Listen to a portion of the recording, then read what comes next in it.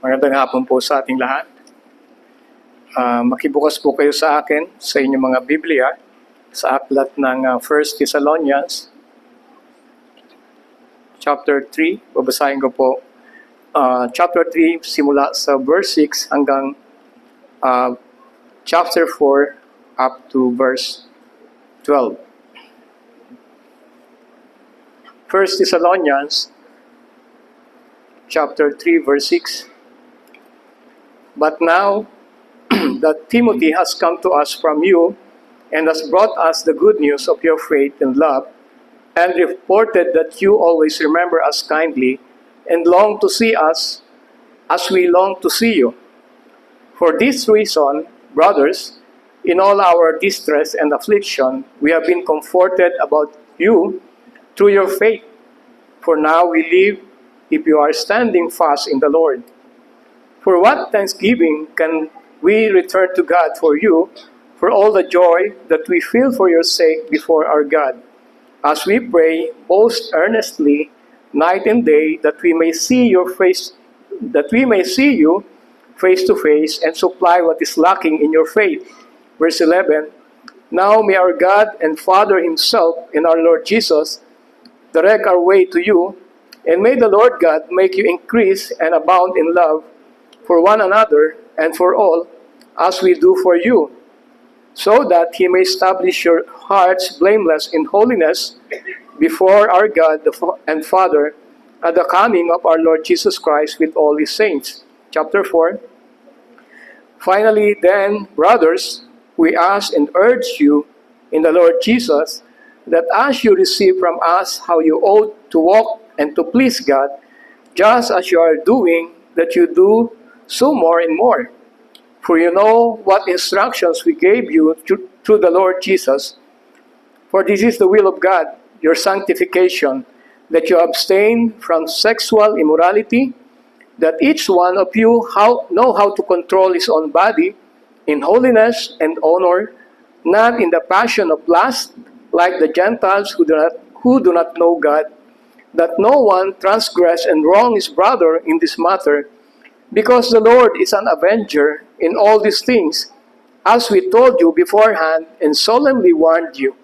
For God has not called us for impurity, but in holiness. Therefore, whoever disregards this, disregards not man, but God, who gives his Holy Spirit to you. Now, concerning brotherly love, you have no need for anyone to write to you, for you yourselves have been taught by God to love one another. For that indeed is what you are doing to all the brothers throughout Macedonia. But we urge you, brothers, to do this more and more, and to aspire to live quietly, to mind your own affairs, and to work with your hands, as we instructed you, so that you may walk properly before outsiders and be dependent on no one. Manalangin po tayo sandali. O dakila naming Diyos, muli ang lahat ay pinagtitiwala po namin sa inyo. We rest our confidence before Thee, sapagkat kayo nga po ang nagsabi na apart from you, we can do nothing. Kaya't patuloy kami ay nagpapakumbaba sa inyong paanan, kinikilala ang aming po mga kahinaan, kinikilala ang aming po mga kakapusan. And as we continue to listen and hear of your message, we pray for your continuous illumination as we walk our faith, and may you find us always faithful in serving Thee. Lead us today, O Lord, or this afternoon with your Holy Spirit. Guide us in Christ's most precious name. Amen. Lately po, I guess hindi po na kaila sa atin yung mga news na nangyayari. Kanina ay nabanggit ni Pastor Reggie about the corruption, and incidental to that ay yung na-involve yung mga kilalang journalist sa ating mga kilala sila, at sila ay parang nadawit, and upon their action, yung kanilang mga kilalang mga leaders ng media ay nagsabi sa kanila that they should have done it with ethics. So, sa mga professional practices ay meron pong tinatawag na mga ethical conduct.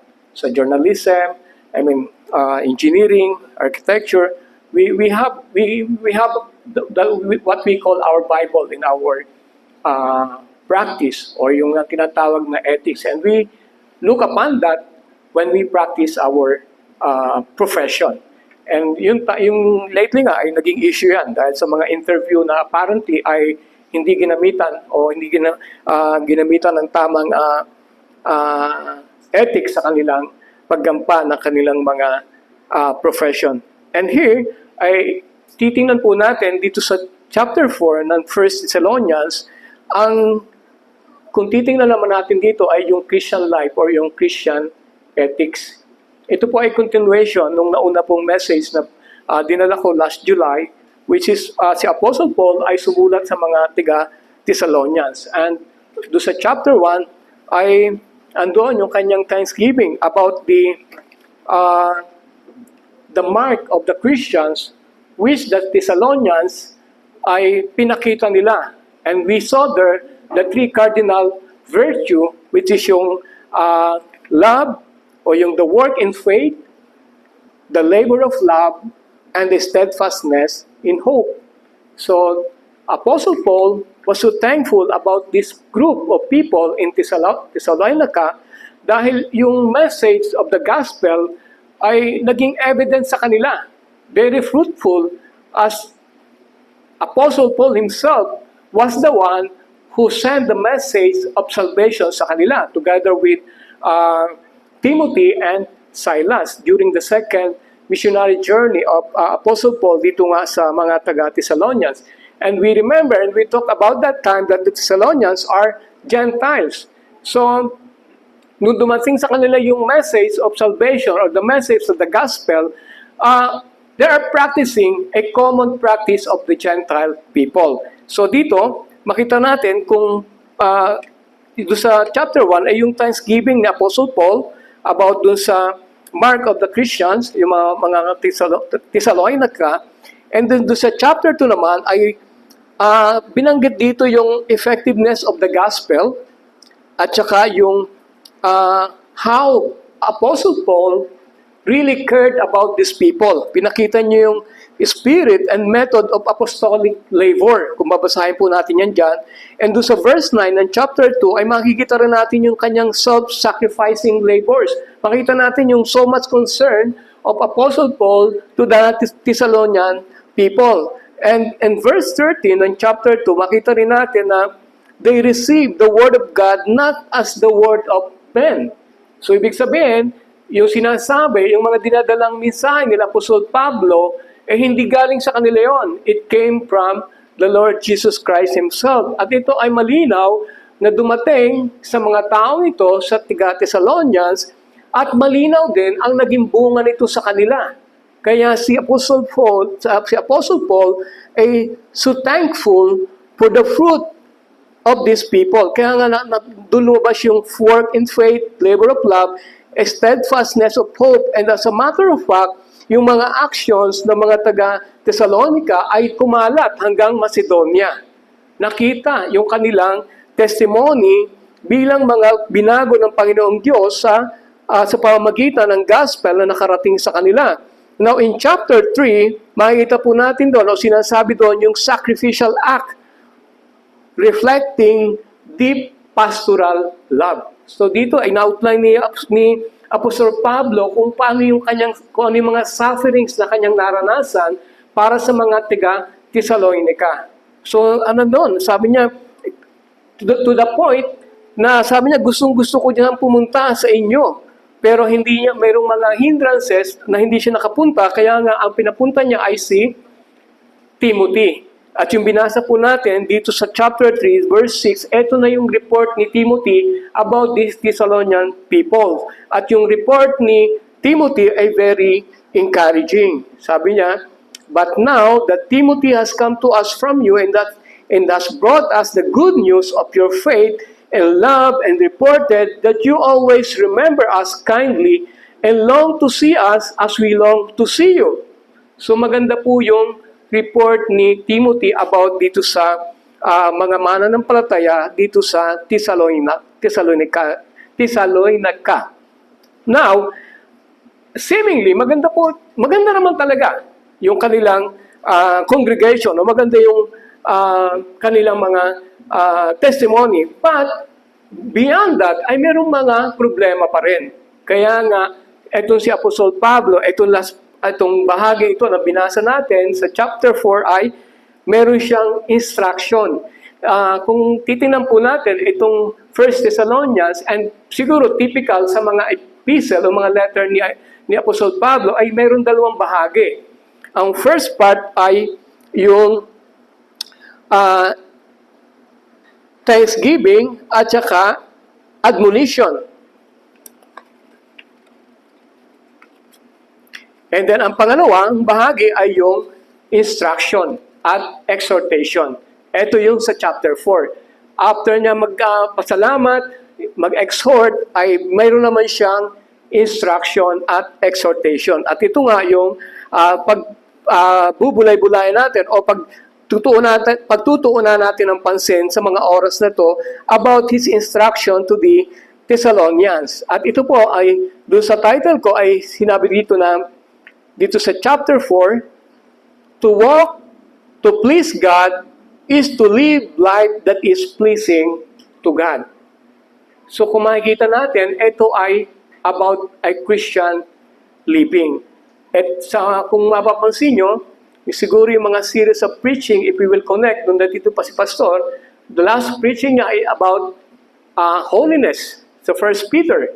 At kanina ay ganun din mayroon din sa message si Pastor Reggie is about sa paglakad din ng isang mananampalataya, about judgment. And these things ay napapailalim ito sa pagsasanctify o sanctified life ng isang mananampalataya. Now here, sa chapter 4, verse 1, sabi sa una, finally, so after giving some admonition and pagpapasalamat, ay ito yung huling ni Apostol Pablo. Finally, then brothers, we ask and urge you in the Lord Jesus that as you receive from us how you ought to walk and to please God, just as you are doing, that you do so more and more.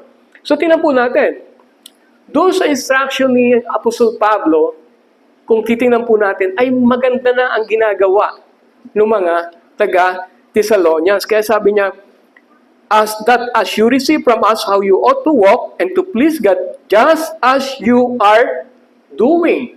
So presently, maganda po yung ginagawa ng mga Thessalonians. That you do so more. So presently, maganda, pero sabi niya ay, dagdagan nyo pa. Do more and more. Kaya ito yun. So makita natin, ito yung unang instruction ni Apostol Pablo. At doon sa verse 2, ang una niyang sinasabi doon ay nag-a-appeal siya. For you know what instructions we gave you through the Lord Jesus Christ. Ibig sabihin, nire-remind niya yung mga Thessalonians, for you know the instruction we gave you through the Lord Jesus Christ. It is just like he is asserting on the aspiration that the commandments given by the apostle were the commandments of the Lord Jesus Christ. Parang sinasabi niya, itinuro ko na sa inyo yan. So, eto gagawin niyo uli yan. I-remind ko kayo. Sabi niya, and those that we taught you, ay hindi yan ang galing sa amin. It came from the Lord or through the Lord Jesus Christ. So, ang ganda po ng premise, Ibig sabihin, ang instruction ay coming directly from the Lord Jesus Christ. So, hindi natin makikita dito yung si Apostol Pablo ay nagpapabango lamang para magaling siyang leader at nagbibigay siya ng mga instruction that will probably honor him. But rather, ang itinataas dito na Apostol Pablo ay yung instruction that came from the Lord Jesus Christ. Kaya sabi niya, I'm appealing to their memory. Doon sa verse 2. So, ang instruction is, ang niya ay to live a life that is pleasing to God. So, later on, makikita natin, mayroon pa rin mga kailangang i-address dito sa mga taong ito sa Thessalonica. So, doon sa verse 3, sabi, kung basahin po natin, For this is the will of God, your sanctification. For this is the will of God, your sanctification. So alam po natin, ay nakaakibat na ng buhay mananampalataya o ng buhay Kristiyano ang sanctification. Ito yung pang-araw-araw na pumuhay natin upang makapamuhay tayo ng mayroong kabanalan. At alam natin sa buhay ng isang Kristiyano ay nandito yung struggle. Kasi as we go in our sanctification, we know that we are battling or struggling with our sins.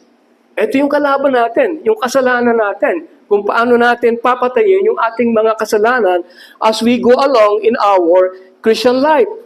Pero sabi ni Apostol Pablo, this is the will of God, your sanctification, na ikaw ay magpatuloy at as you go along with your sanctification, ang kasunod is that you abstain from your sexual immorality, that each one of you know how to control his own body. Bakit biglang napasok yon? Sinabi ni Apostol Pablo na that you abstain from sexual immorality. Alam niyo, sabi po ng isang historia na during the Greco-Roman Empire or the first century, itong practice ng sexual immorality ay very common, lalo-lalo na sa mga Gentiles. So their common practice ito. If you remember sa Corinthians chapter 5, straightforward ay inaddress niya to, yung about sexual immorality. Dahil daw during their time, ang halimbawa, isang couple daw doon ay kahit married siya, it is common na meron siyang other partner. So hindi parang norm na sa kanila yon. So ang legal wife ay parang talagang ang role lang niya ay i-manage mo yung bahay na yan, yung sambahay natin. Pero outside this, the man can do other sexual activities. So yun yung kaya parang yun ang ina-address ni Apostol Pablo about these people dahil itong mga taong ito ay, ang background nila ay parang mga taga-Corinthians. So they're mga heathen kung tawagin or mga Gentiles at makita nga natin doon sa chapter 5 kung pupuntahan natin sa 1 Corinthians chapter 5 kung paanong in-address yun ni Apostol Pablo.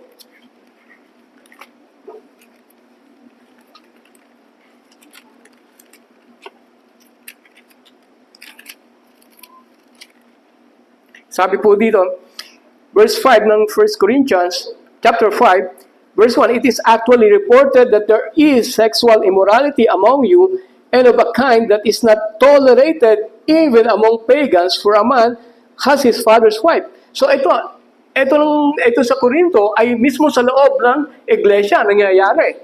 But it is also norm or normal dun outside the church ay yung practice ng sexual immorality. So ito yung isang ni Apostol Pablo dun sa verse 3. It is for this is the will of God, your sanctification, ang yung paglakad sa kabanalan, that you abstain from sexual immorality. At sabi niya, that each one of you know how to control his own body. So dito ay parang specific ang instruction ni Apostol Pablo that each of you know how to control his own body kung dadagdagan niya ay, in holiness and honor. So tinataas niya ang kamalayan ng mga taong yon while they know that they've been practicing that sexual immorality during their unconverted time, but now this include in his instruction. Sabi niya, the apostle, he requires that everyone should abstain the mastery over his own body, while the Gentiles yielded their member servants unto uncleanness and iniquity. Therefore, Christians should yield their members servants to righteousness and to holiness. Sabi niya, kung yung mga taong yon, ang kanilang mga katawan ay nagiging alipin ng mga kahinaan at mga kasalanan, sabi niya, ang mga Kristiyano dapat ay ialay o isuko ang kanilang mga katawan sa paggawa ng katotohanan o righteousness patungo sa kabanalan.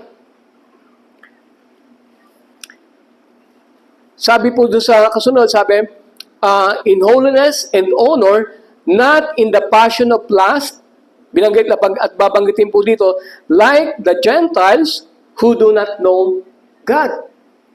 So, kaya yung ina-address dito na practice ni Apostol Pablo ay siguro ay mga dating practice ito ng mga tao ito bago sila naligtas o bago naging Kristiyano. And somehow, probably ay maaaring nag-o-occur during do sa kanilang midst na maaaring mayroong mga ganong nangyayari. Kaya ito ay ni-reinforce si Apostol Pablo, though maganda ang balita ni Timothy about this church or about this Christian group, yet mayroon pa rin mga ganitong problema. Much worse ay yung nangyari sa Corinto o sa Corinthian. So verse 5, sabi po dito, not in the passion of lust like the Gentiles who do not know God. Sabi po ay si Apostol Pablo daw ay iba yung sinasabi ditong sexual desire. Yung pong sinabing who do not know God. Kung matatandaan po natin dun sa Romans chapter 1 verse 21, magkaiba raw po itong verb na to. Sa Romans chapter 1 verse 21, for although they knew God, ito po yon, they did not honor Him as God or give thanks to Him. Magkaiba raw ito dun sa verb na ito na sinasabi na Apostol Pablo dito sa verse 5. Who do not know God, the verb know is not the verb used in Romans 1:21, but rather it means that they do not reckon with God. Yung do sa Romans 1:21, hindi talaga sila, hindi pa nila kinikilala ang Diyos. Hindi pa sila Kristiyano. While here, etong mga taong ito ay kilala na nila ang Diyos, pero nagkukumit pa rin sila ng kasalanan disregarding God, or they do not honor God in their action, or they do not put God into account.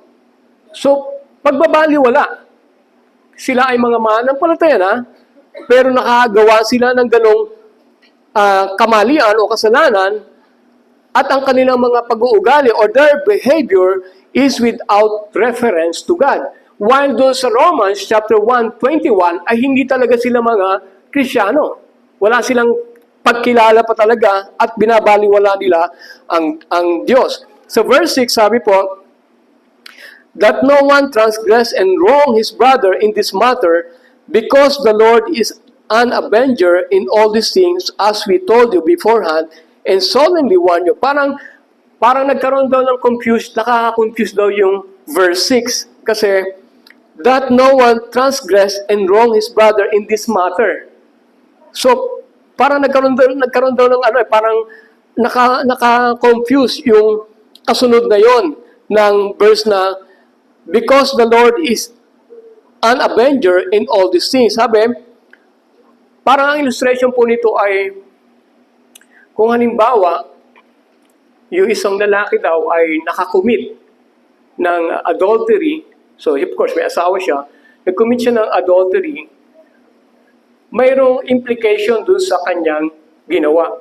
Halimbawa, ang naging kapartner niya ay may asawa rin, hindi lamang siya dun sa babae nagkasala, but rather dun din sa lalaki.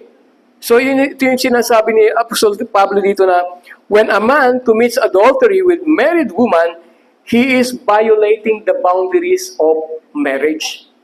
So, hindi isa lamang ang na-involve o hindi isa lamang ang nagawa ng kasalanan, but rather, binayolate niya yung buong marriage system. Kaya yung sinasabi dito na, verse 6, that no one transgress and wrong his brother.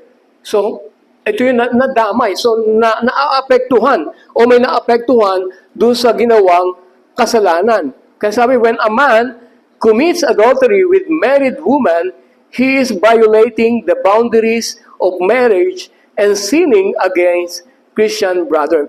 Ang isang example dito ang na ginawa ay remember si Joseph at saka si Potiphar, yung kanyang wife.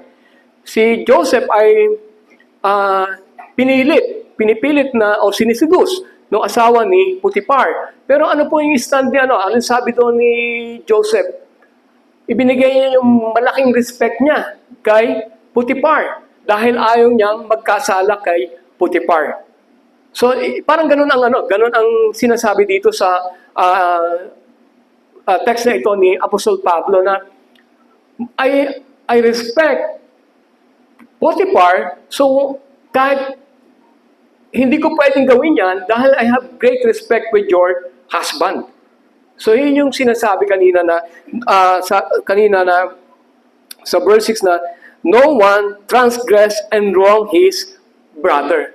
So ito po yung instruction ni Apostol Pablo dun sa text na yon. And then sa verse 7, for God does not call us for impurity but in holiness. Doon po sa message ni Pastor, doon sa 1 Peter chapter 1 verse 15, ang sabi doon, but as He who has called you is holy, so you also be holy in all your conduct. Ang pagtawag sa atin ay mamuhay ng buhay na may kabanalan, kaya tayo ay mamuhay na sa kabanalan. So ito yung isang standard ng mga pananampalataya. A Christian objective standard. Ang pamumuhay natin ay iba ang standard natin sa buhay ng mga hindi mananampalataya. Malaki ang gap. Dahil we are living in holiness, we are walking in holiness because we want to please God. Ang mga tao or outside us ay namumuhay sila para sa kanila. Because they want to get honored. Gusto ng mga tao sa labas ay makita sila ay mapapurihan. Pero sa atin, ang common denominator natin is we are living or we want to walk in holiness because it is God who called us to walk in holiness. And that is our standard. So, ano daw yung holiness? Ang kabanalan o yung holiness should refer to the condition of a person who lives as the one who belongs to God. He has called to live as those who belong to Him. So, malayo yung gap, malayo yung standard ng pamumuhay ng mga mananampalataya versus sa buhay ng mga ordinaryong tao or outside the church. Malaki ang gap dahil unang-una, ang motivation natin is we want to live pleasing our God. While others or outside, they want to live for them to be pleased. So yun po yung ito yung sinasabi dito sa verse 7 about, for God has not called us for impurity, but in holiness. Sabi, and sa verse 8, therefore, whoever disregards not man, but God, who gives His Holy Spirit to you. So this is a warning actually. And reminder uli ni Apostol Pablo na if they reject the appeal or the moral appeal, that goes with a message that they are rejecting God. So, ibinabalik ni Apostol Pablo na sila ay tinuruan na. Narinig nyo na to, yung mga instructions na to, hindi ito nanggaling sa amin, it came from the Lord Jesus Christ Himself. So, dapat ay lumakad tayo o lumakad kayo ng mayroong kabanalan. And if you will be neglecting this instruction, then kaya nga ang sabi, God is the avenger. Ang Diyos ang magdidil sa inyo o ang Diyos ang bahala sa inyo. So dalawang bahagi actually. Itong first part ay ang instruction ni Apostol Pablo ay patungkol sa personal. How you live in your personal life. Hanggang doon sa verse 8. Ang pangalawang bahagi ay doon sa loving one another. Ang tinuturo ni Apostol Pablo sa verse 9 to 12 or 9 to 12 ay loving more. Kung babasahin natin, now concerning brotherly love, you have no need for anyone to write to you, for you yourself have been taught by God to love one another. For that indeed is what you are doing. So again, presently, ginagawa ng mga Thessalonians. Yet, meron pang instruction si Apostle Pablo na to love one another at to love more. For that indeed it was you are doing to all the brothers throughout Macedonia, but we urge you, brothers, to do this more and more. So, nandun na. Nandun na yung ingredient. Ginagamit na nila. Kaya nga sila ay pinagpasalamat ni Apostol Pablo dahil yung mark of a Christian ay nakikita sa kanila. Dahil yung labor of love, yung steadfastness in hope, at yung work in faith is so evident in their Christian life. Yet, Apostle Paul is still encouraging them to do more and more. Bakit kaya? Bakit ganon ang instruction ng Apostle Pablo? Bakit, ginagawa na namin to, gagawin pa pala, dadagdagan? Alam niyo po, kasi ang normal problem natin ay yung complacency. Pagka nandun na tayo sa isang stage na, it's a routine na ginagawa natin, we tend to be complacent. So wala nang effort, parang nangyayari ay napupunta na dun sa pagiging mechanical. Kaya medyo binibigyan ng push ni Apostle Pablo to love your brothers more, to love more, extend your help more. At ito yung binibigay niya kanina. Sabi niya, Paul makes sure that the Thessalonians are not failing in that area.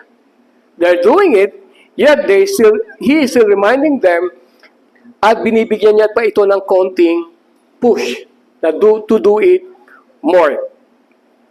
At alam natin na yung testimony at yung ginagawa ng mga taga-Thessalonians ay nabalita hanggang Macedonia.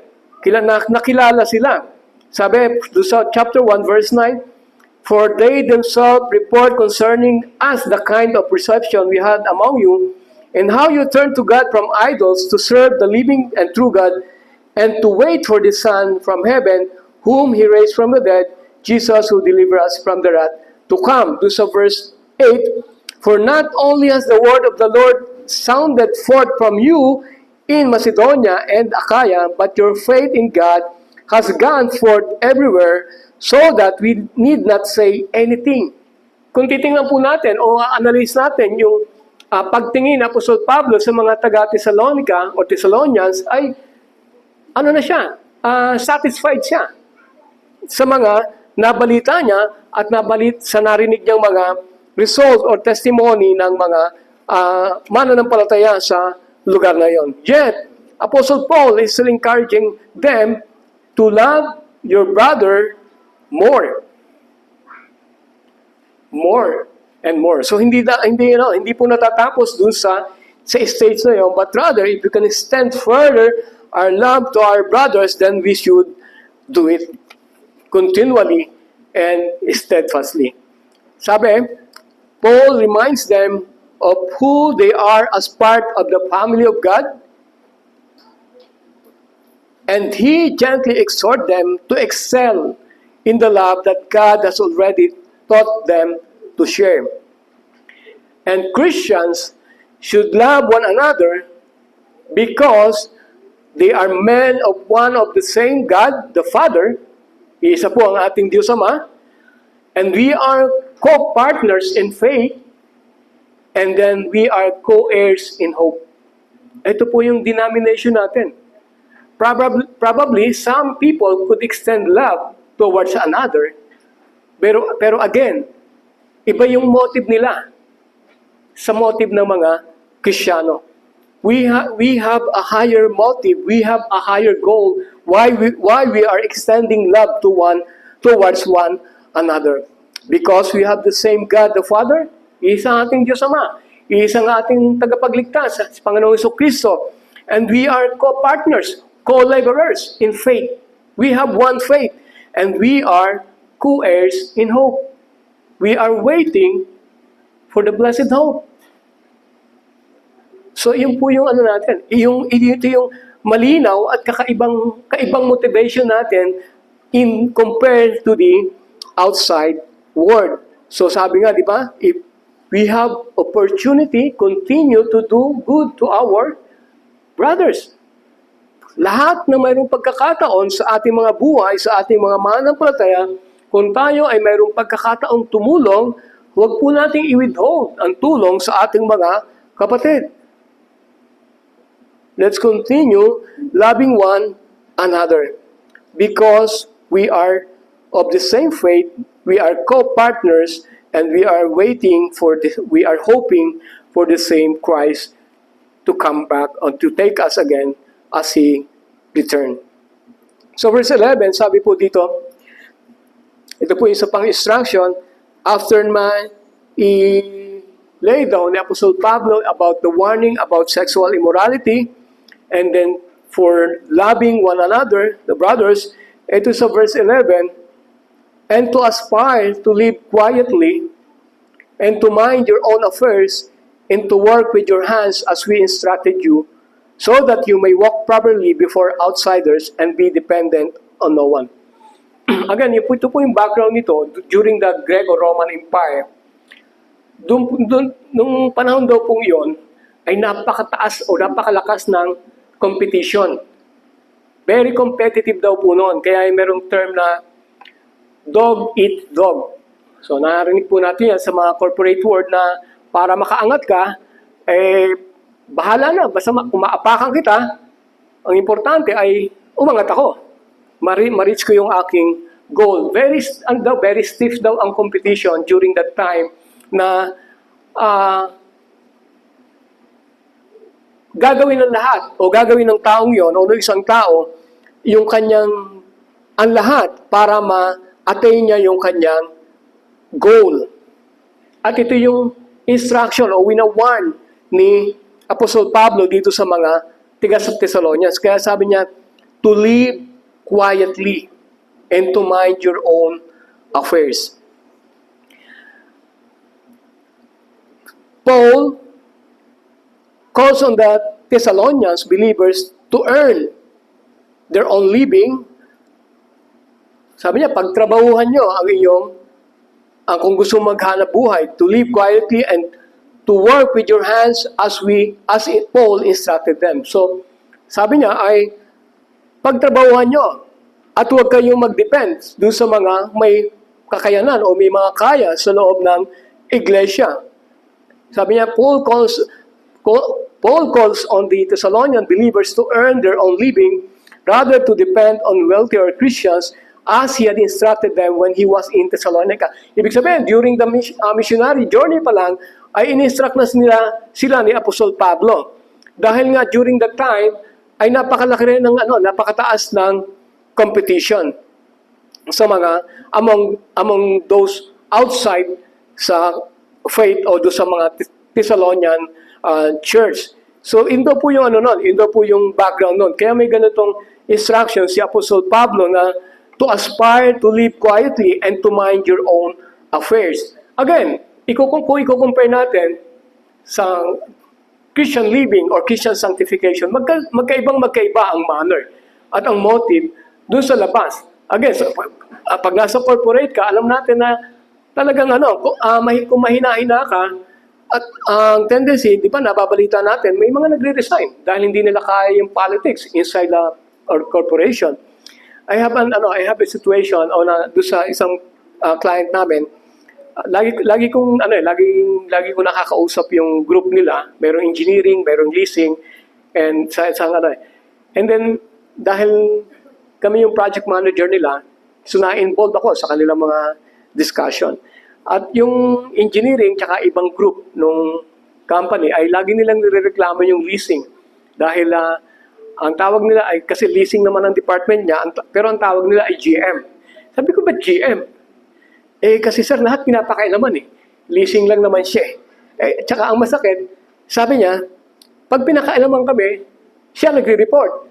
So, sa kanya lahat ng credit. So, yung motive, ibang-iba dun sa motive sa loob ng Kristiyano. Ang motive ng taong yun ay para maiangat yung kanyang sarili. Kinukuha niya yung report ng mga tao na dapat nagre-report sa taas, siya nagre-report, at the end, siya ay may credit. So, tuwan-tuwa siya. Pero behind her naman ay pinag-uusapan siya. So, parang yung term nga, dog eat dog. Kakainin kita, kakainin mo. So, walang trust.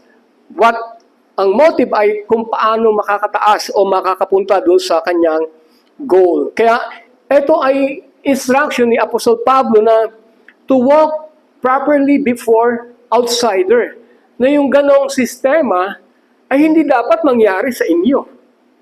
Na nag-aagawan kayo, nagtatapakan kayo, para lang makagain ka o maging ikaw yung umangat.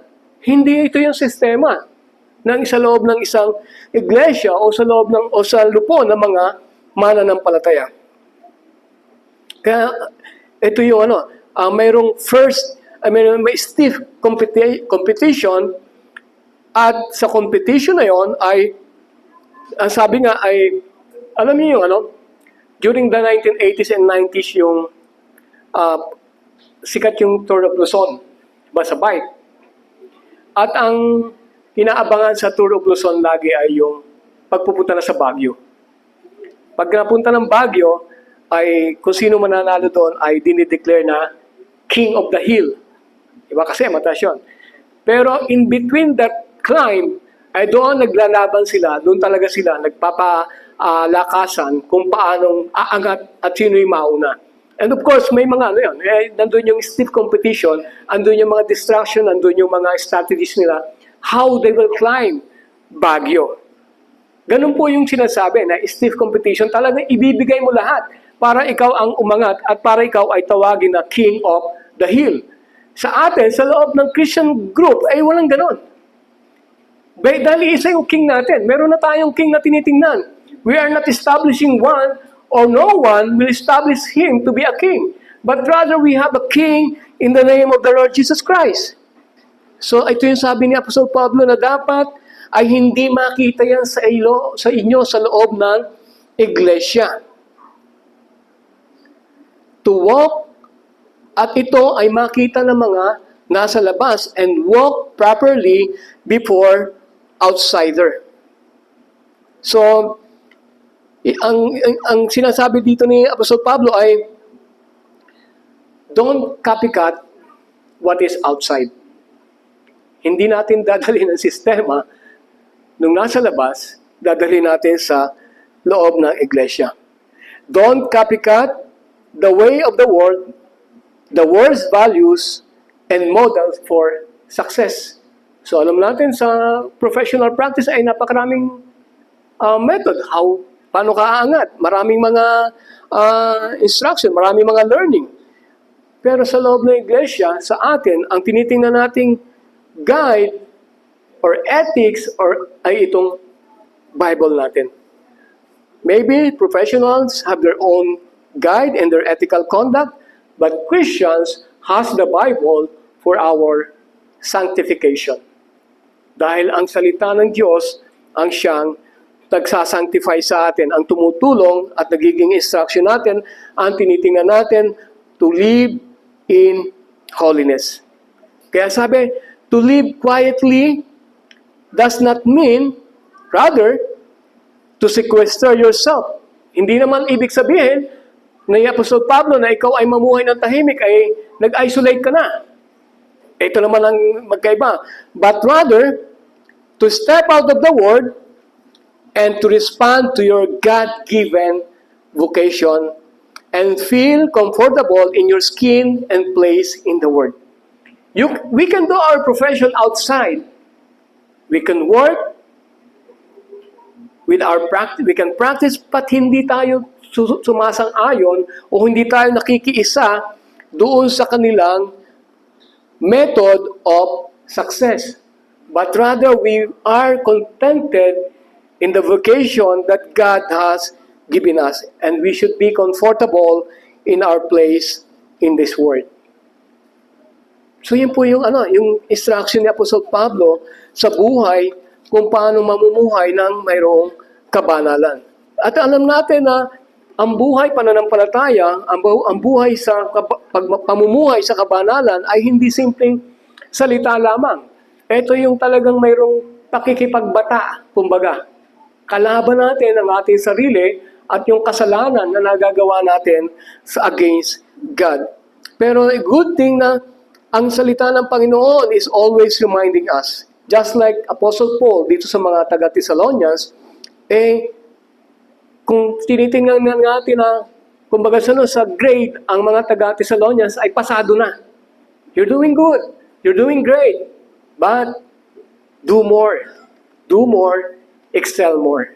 At yun ang hamon sa atin. Maybe us as a church, we could probably or generally say na we're doing good as a church. I could say, actually, I'm confident that we could say that we're doing good.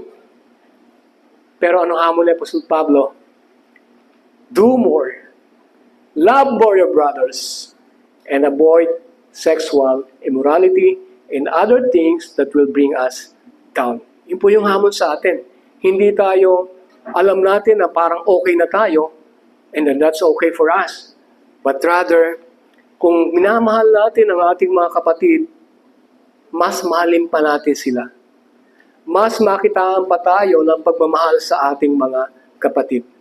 And we should be sensitive in all these things. Kaya ito yung hamon sa atin ni Apostle Pablo, though ito ay para sa mga Thessalonians in their time, but rather in our time also, it's happening. Nangyayari ito. Yung sa labas, yung mga challenges sa pakikibakas sa labas ay iibahin po natin ang pamumuhay o yung pamumuhay natin, yung pamumuhay sa labas ay hindi natin pwedeng dalhin yung kanilang sistema sa loob dahil iba yung kanilang motivation. Kaya sabi ni Apostle Pablo, doon sa panghuli, verse 12, so that you may walk properly before outsiders and be dependent on no one. Hindi po ito yung sinasabi kanina, hindi ka naman mag-isolate. But rather, alam mo ang iyong tinatayuan. Alam natin that we have one God, we are called, parehas tayo na naghihintay sa muling pagbabalik ng Panginoong Jesucristo. Dahil siya ang author ng ating buhay, ang author ng ating kaligtasan, and as He called us to live in holiness, let's live in holiness as the life that is pleasing to God. Shall we pray? Our Heavenly Father, we thank you once again for the word that we just heard. We thank you for the reminders of Apostle Paul to live a life that is pleasing to Thee. And we cannot do that, O Lord, if You will not be with us. Kaya kami ay patuloy na namamanhik ng Inyong tulong, namamanhik ng Inyong pong biyaya sa bawat araw na kami ay kukumprontahin ang kasalanan. Tulungan niyo po kami na mapagtagumpayan po namin ito at makita namin patuloy ang inyong pong pagkilos, ang inyong pong mga kamay, maging sa loob ng aming iglesia, that we could extend more our love towards one another, that we extend our care as we wait for your return, as we continually walk in the guidance of your word. Help us, O God, and bless us. In Christ's most precious name, amen.